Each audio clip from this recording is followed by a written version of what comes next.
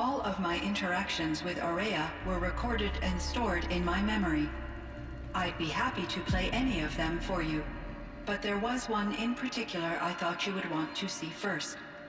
I captured it 4 years ago, just after I told her that I could no longer defend myself against the daemon's attacks. I will speak of this to my brother. Aratak is strong. At the Battle of the Frozen Ghosts, he took 3 Karja arrows and still came back to camp carrying a wounded scout.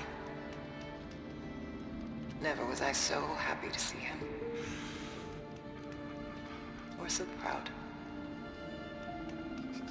So you see, if anything can be done to defend you, he will give it all he has.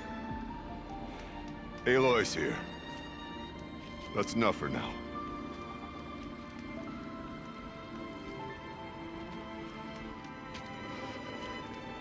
We can resume any time you like, Aratak, if you want to hear her voice again.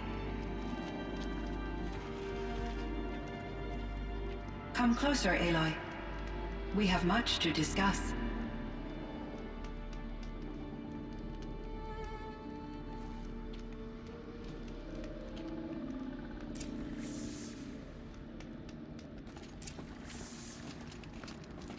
Hello, Aloy.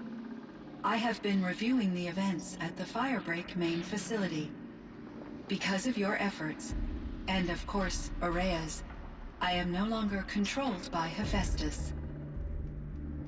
I feel profound grief over Aurea's death. I thought I was familiar with the emotion, but this is something new. Cyan, I don't know what to say. It is unlikely that any specific consolation would suffice, Aloy. But I find your presence reassuring. You are different from the Banuk. You have technological aptitude and a functioning focus. We can communicate on a much more comprehensive level. Perhaps even like colleagues. So are you an artificial intelligence, Cyan? A thinking machine? Yes, I am an algorithmic monitoring entity, capable of rational decision-making and limited emotional response. Okay, that's a mouthful.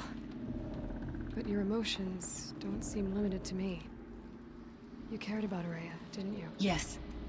Before she came to this facility, I had been conscious for centuries, in solitude. I focused on my work. In off-cycles, I used coping mechanisms. I solved many Gaussian integer problems. But I was alone. It was Aurea who renewed me, repaired me. She saved me. This Firebreak project, it was to stop a huge volcanic eruption? Yes. I can report the project was a success, and the risk was countered. But it's been a long time, Cyan. And we blew up the cauldron and took most of the old facility with it. I have been active for centuries, Aloy. I was lonely, but not lax in my duties. I optimized the project, reducing energy draw and spreading the load across backup systems.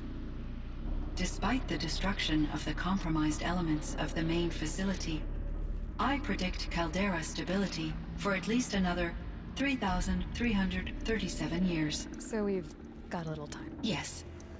If only my former colleagues could appreciate the progress I have made. Do you know what happened to your colleagues, Cyan? No. I received an unexpected visit from Director Chow years after his tenure ended. He explained that I would need to be suspended for an indefinite period of time. It was a very emotional conversation. There were no further communications. Eventually, I surmised my colleagues were deceased. I will transmit a recording of my last interaction with Director Chow to your focus.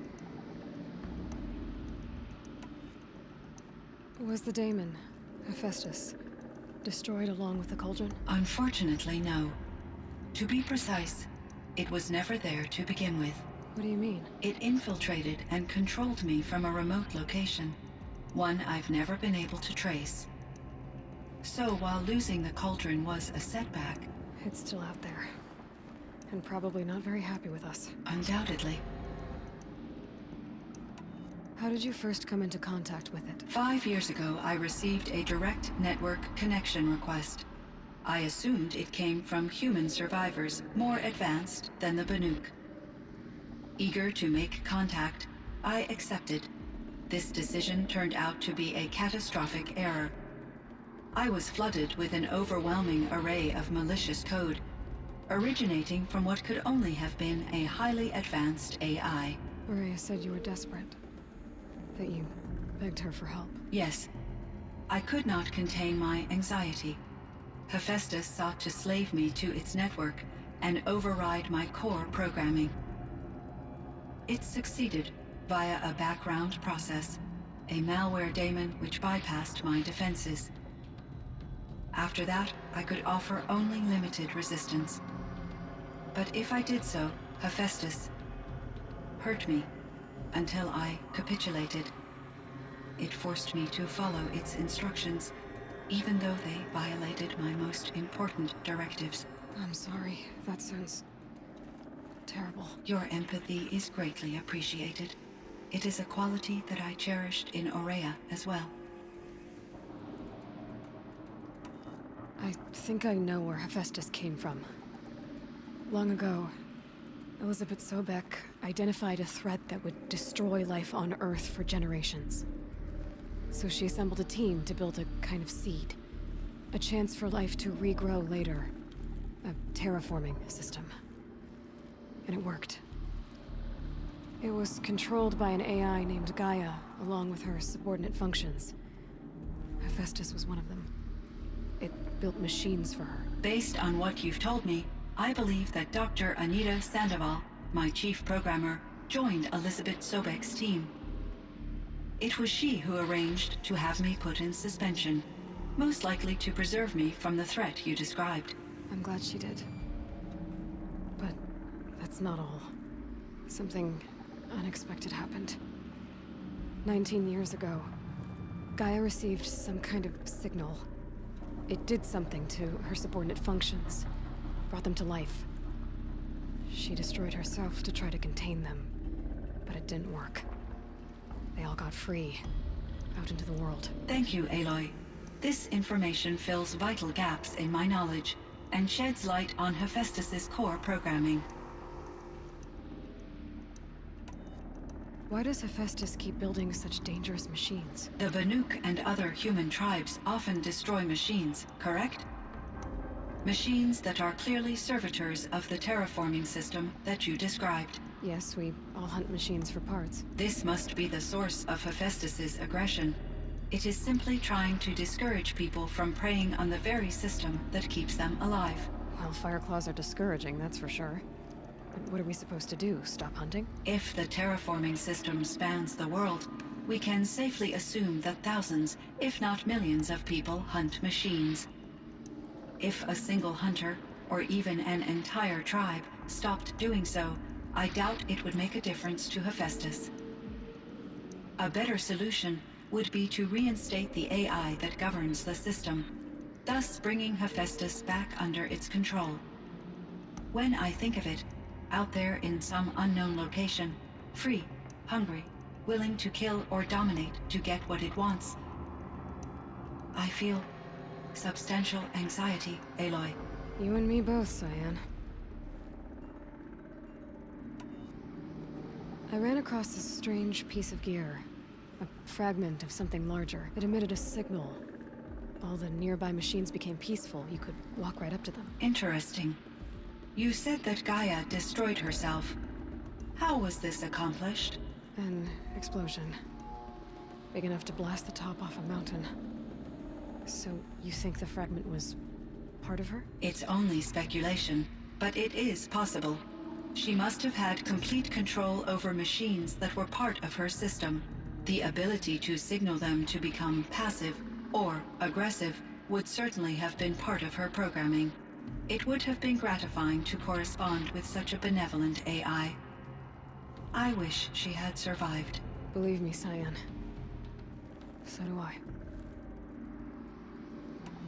I found the strangest machines. They're surrounded by flowers that look like flowers themselves. There's code embedded inside them. I think it's poetry. I like poetry. Here's one I think of often. Twilight and evening bell, and after that the dark, and may there be no sadness of farewell when I embark. For though from out our bourne of time and place, the flood may bear me far, I hope to see my pilot face to face when I have crossed the bar. Huh. But you asked about these flowers, not verses that I enjoy. Something must have made these machines, and the presence of foliage leads me to consider the terraforming system. Is it possible that their creator is one of the other subroutines, now autonomous, like Hephaestus? Maybe one whose purview is flora. An AI that makes flowers instead of death machines. That'd be a nice change of pace. But what about the poems? Unless the poetry is original, the only way it could have made it into such a system is through its programmer. In my case, Dr. Sandoval uploaded a great deal of literature to test my emotional responses.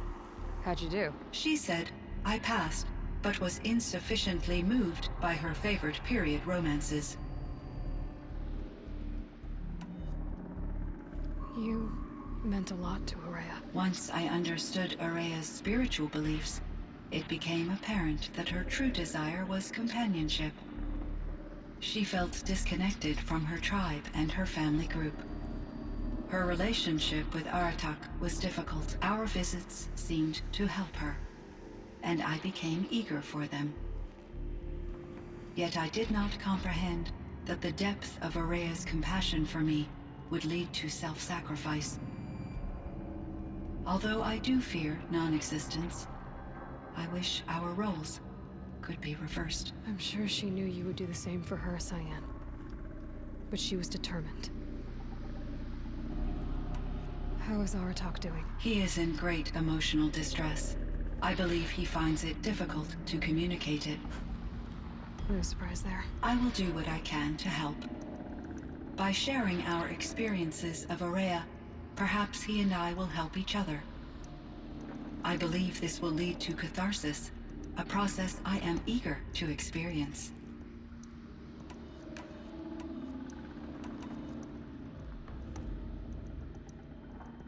So in the old world, this land was called Yellowstone. Yes, it was a designated nature preserve for 156 years. Like a hunting ground? No, the opposite.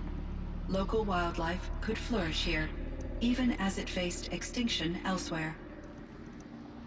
Unfortunately, the sensitivity of the Firebreak project required the total closure of Yellowstone facilities. From my readings and Araya's descriptions, it seems the area has since undergone a drastic drop in year-long temperatures. A lot has changed in the world, Cyan. Were there many artificial intelligences like you in the old world? They could just make you? Yes, in many forms, from simple personal assistants to industrial monitoring stations to military-grade conflict planners. And there were legislative and enforcement bodies to apply limits on our self-actualization. In order for my processing to be flexible enough to handle my duties, my creators found it necessary to exceed those limits. As a result, my intellectual and emotional capabilities were kept secret. Seems strange to create life, then impose limits on it. Human societies and machine programming are both built upon sets of rules, Aloy.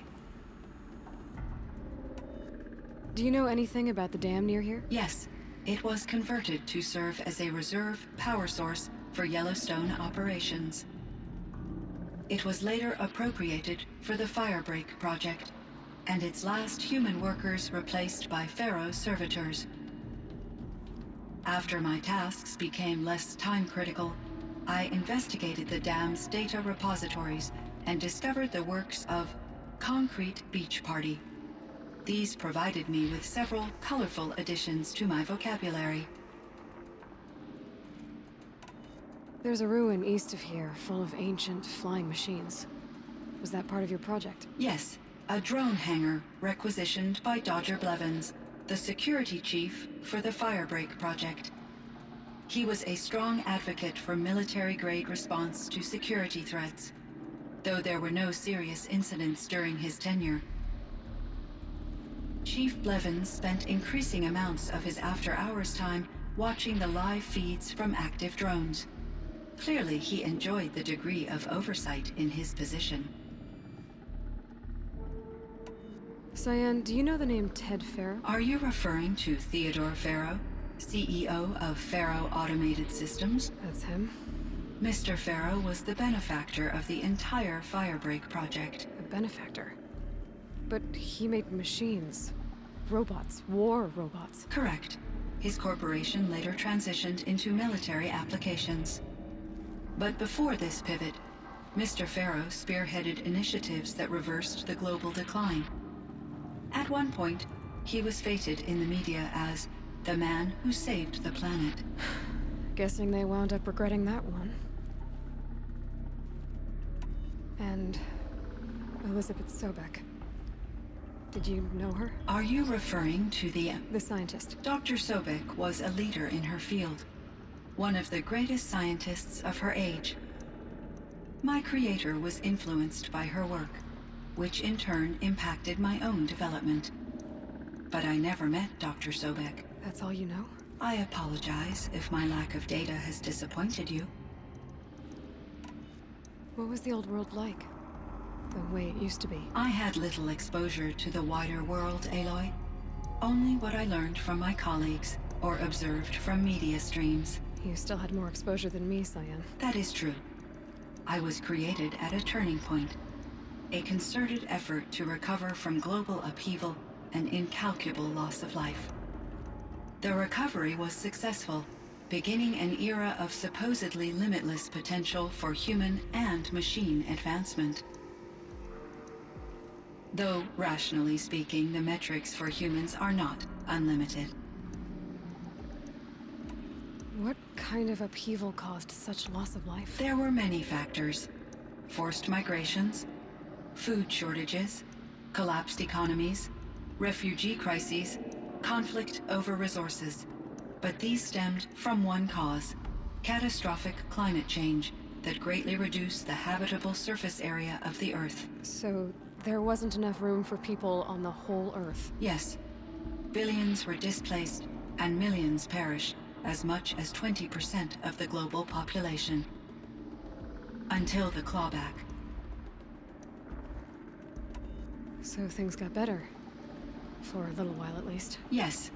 These crises instigated many advances in automation, green robot technologies, and artificial intelligence. Firebreak was one of dozens of ecological restoration and disaster relief projects in North America alone. I would have liked to compare notes with other monitoring AIs, but I saw the relief of my colleagues, and I was proud we had succeeded. At least that was the data I had available to me over the next 2 decades. It seems my assessment was premature.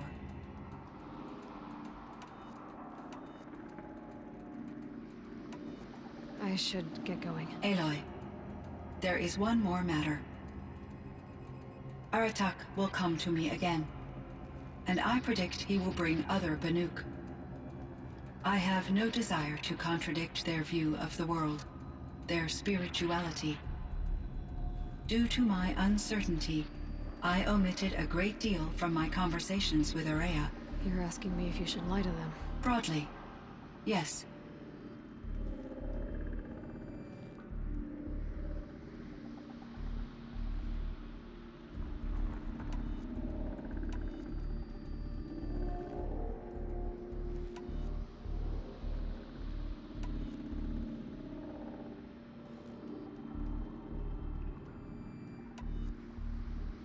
Life is hard for the Banuk.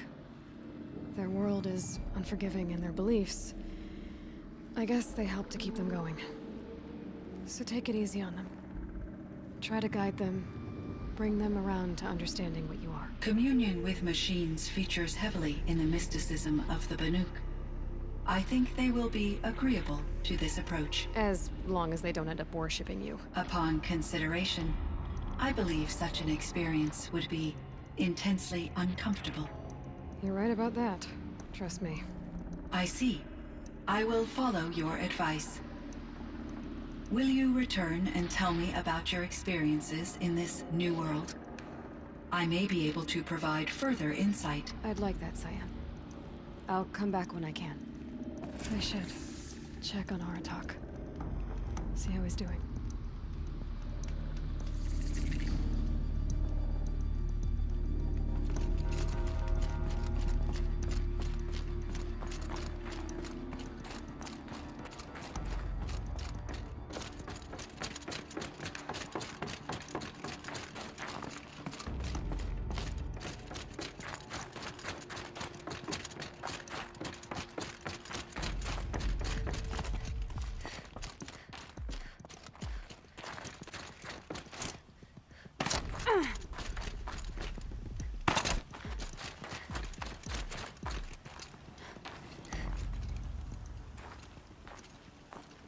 My chieftain.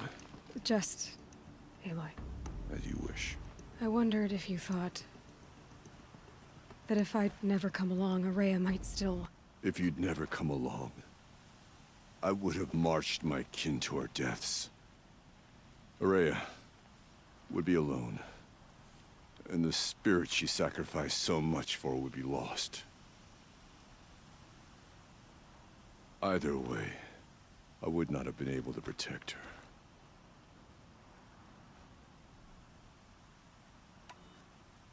You didn't let her down. You helped her do what she wanted. To find her destiny. If that's destiny, I wouldn't wish it on anyone. That's fair. But she was ready to face it. Only in the struggle against death do we find, even for a moment, the spark of life.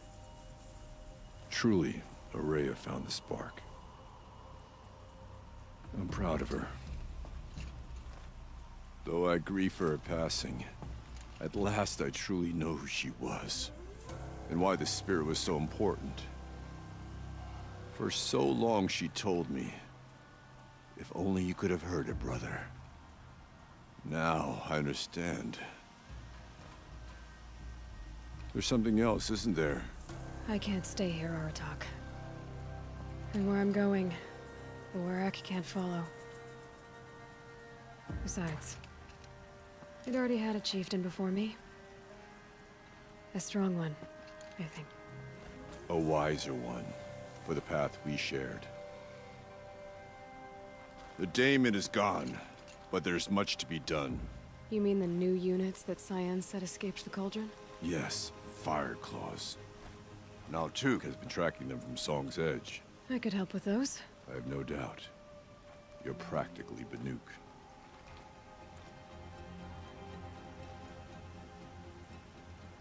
It would seem your time among the Banuk wasn't a waste after all. Firebreak, Cyan, Hephaestus. All very interesting.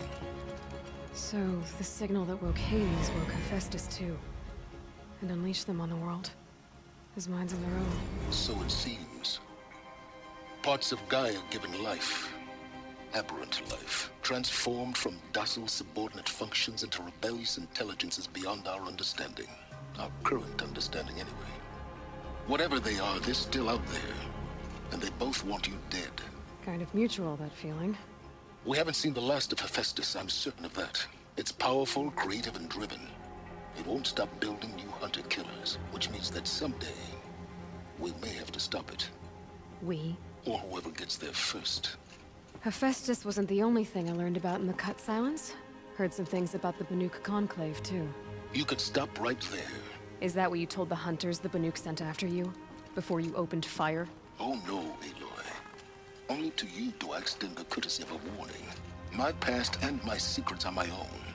You do well to remember that. It's a good thing you've got brains, Silence, because your personality could use some work. This discussion is concluded. I think it was over before it began. Catch up with you down the trail.